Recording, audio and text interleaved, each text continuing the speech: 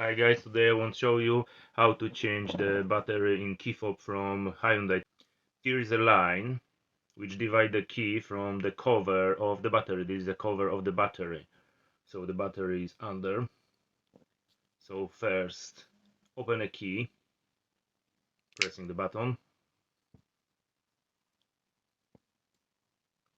Turn the key, the buttons down.